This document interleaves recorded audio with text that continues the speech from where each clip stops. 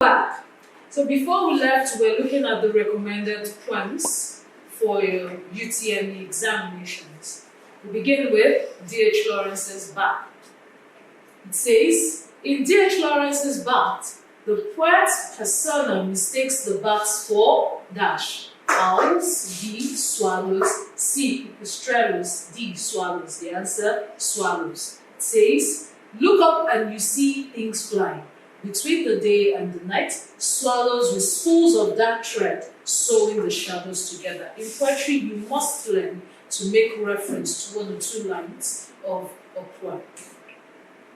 22, still on bats, it says, hanging upside down like rows of disgusting old rags. The prominent figure of speech used in the above line is, of course, simile, with the use of like or as. So the bats are compared to when they sleep or when they hang upside down. That posture is being compared to disgusting old rags. So the answer to that question is simile. The second poem we will look at is Journey of the Magi by T.S. Eliot.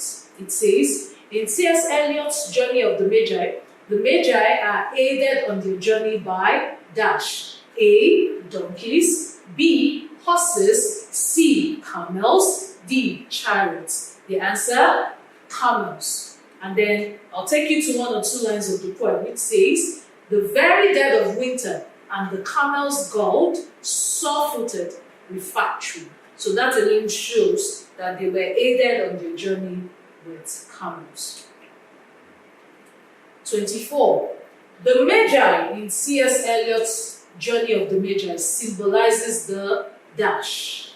A, travelers, B, warriors, C, wise men, D, presidents. The answer to that question, the wise men. Reference to, but no longer at ease here in the old dispensation with an alien people clutching their gods. Also, the word Magi from the title gives us a clue. Now, this is because the poem Journey of the Magi by T.S. Eliot alludes to, makes use of the biblical allusion. It alludes to the event of the birth of Jesus in the Bible. That's what the poem alludes to. So in that case, it was the wise men. That's the answer. 25. We're looking at the poem Do Not Go Gentle Into That Good Night by Dylan Thomas. It says, Dylan Thomas in the poem Do Not Go Gentle Into That Good Night addresses dash categories of people and how they respond to death. Remember, the poem is one that looks at how people respond to death. We have the case of the wise men and how they respond, whether or not they choose to fight to stay alive. Good men, and then wild men who also regret actions that and decisions they've made in the past, and then brave men. So these are the categories of people in that poem, Do Not Go Gentle Into That Good Night. So Dylan Thomas looks at these categories of people and at the same time tries to encourage his father to fight for life rather than death or giving up on his state of health. So we have the wise men, the good men, the wild men, and then brave men. So there are four categories of people. 26. Good night in Dylan Thomas' poem, Do Not Go Gentle Into That Good Night, refers to, the answer is death here. 27. My aspens there, dear, whose airy cages quelled or quenched in leaves, the leaping sun, all felled are all felled. J.M. Hopkins, B.C. Poplars. That poem is one that looks at the evil effect of the disadvantage of civilization. In other words, trees are felled in that case, and the aspen trees are felled, and as a result, there's the area is affected, and so many things happen. No shade for the sun, no home for animals. Animals have to look for where they would live, and they gradually become extinct. So it says, from the above lines, aspens refers to dash. A, sticks, B, cages, C, trees, D, wind. The answer, trees. 28.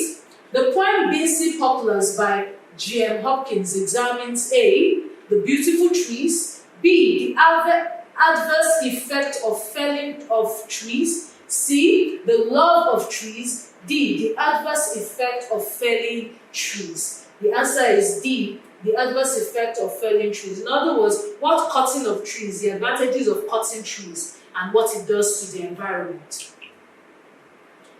Another poem we'll look at, which is an African poem, is Ni Yoshudare's The Leader and the Led. It's a recommended poem also for JAMB exams. So we look at this poem. It says, the use of animals in the poem, The Leader and the Led, by Ni Yoshudare, shows that the poem is dash. A is about animals, B is a fable, C criticizes African leadership only, D criticizes African leadership and followership. The answer to that question is criticizes African leadership and followership. And the poem is written in couplets, that is, each stanza consisting of 2 lines. And then animals came out to vie for leadership positions. The lions, the warthog, the elephant, they all came out. And at the end of the day, in coming out, their followers criticized them, telling what the kind of faults that each leader had. At the end of the day, the sage, the forest sage, gave his own counsel that such a leader should be a combination of the lion and the lamb in that case. Number 30, we look at the Breathed Lands of Africa, which was written by Agostinho Neto. It says, in the poem The Breathed Lands of Africa by Agostinho Neto, Africa is aggrieved because A, her resources were stolen, B, the impact of slave trade, C, Africans are migrating, D, there's so much suffering in Africa. The Breathed Land of Africa looks at the effect of slave trade and why Africa is grieving. So the answer is the impact of slave trade.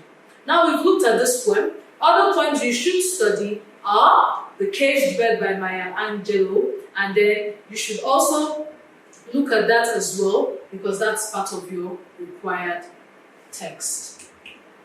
So we'll look at recommended plays. JAMB has given 2 African and 2 non-African plays.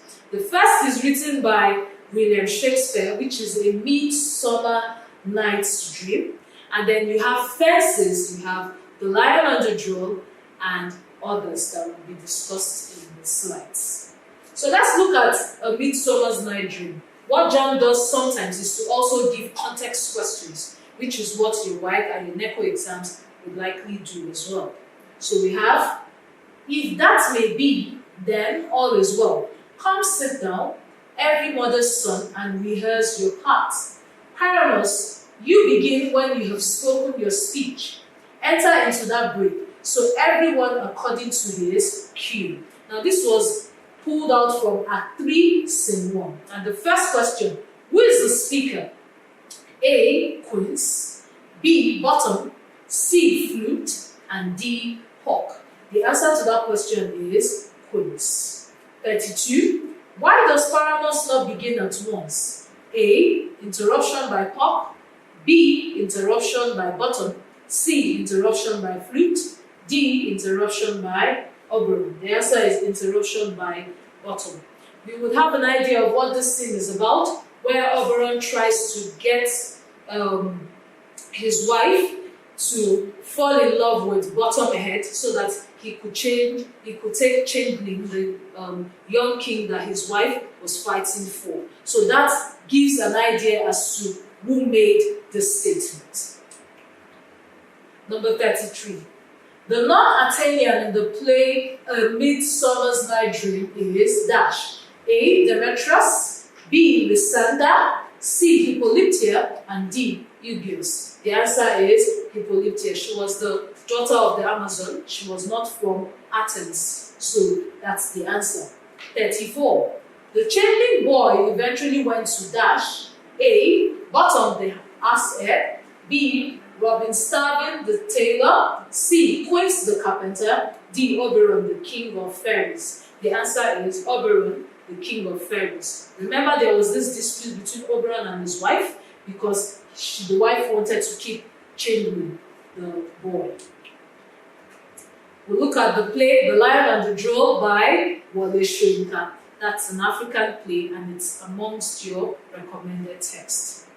Lakole in the play The Lion and the Jewel by Wole Soyinka symbolizes A. Tradition, B. Village life, C. Westernization, D. Ancient tradition. The answer is Westernization. He's an educated village school teacher who goes around to woo CD with the intention that he would marry CD against the traditions of the land. So the answer is Westernization. 36. My Ruth, my Rachel, Esther, Bathsheba, thou son of fabled perfections. From the above lines, Lakole makes use of dash. A. Historic allusion. B. Mythical allusion. C. Biblical allusion. D. Traditional allusion. The answer to that question is biblical allusion. Remember, allusion is making reference to something that has to do with maybe history or in the Bible as well, or an heroic deed. So it's biblical allusion because these characters, Ruth, Rachel, Esther, and Bathsheba, are in the Bible. 37, we look at the play Let Me Die Alone by John K. Cabot, written by a Sierra Leonean. It says, Madame Yoko in the play Let Me Die Alone by John K. Cabot is the tragic heroine because A. She's the 37th wife of Chief Banya. B. She's a member of the Poro Society. C. She's a courageous woman. D. She dares to rule during war times and cannot accept defeat.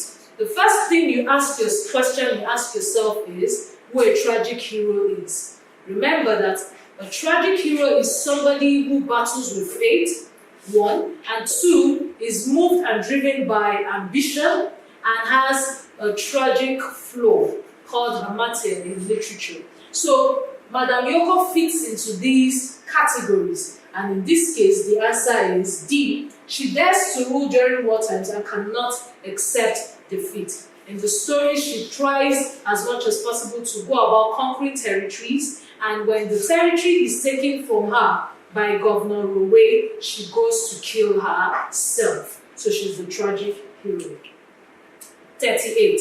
Someone in the play Let Me Die Alone by John K. Cabot changed her name to Yoko during A. her Sunday initiation ceremony, B. her second marriage to Benjay, C. her first marriage to Gongoma, D. her initiation to the Poro cult.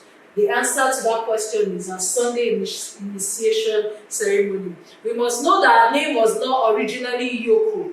Her name was actually Soma, and then she changed her name when she was initiated into the Sunday group of dancers. 39. We look at another play by John Osborne titled Look Back in Anger. In the play Look Back in Anger by John Osborne, Jimmy's jazz trumpet is a symbol of his dash. A. Suffering. B. Love for music. C. Weapon of destruction. D. Hatred for industrialization. The answer is suffering at that point. Number 40, we look at the play Fences by August Wilson.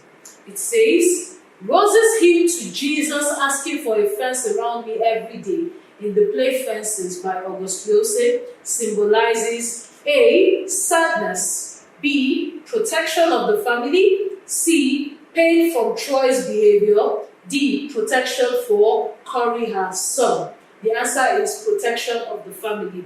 In the play Fences, we look at the fence, the symbolic use of the physical fence, and also there's a meaning of fence again in the play.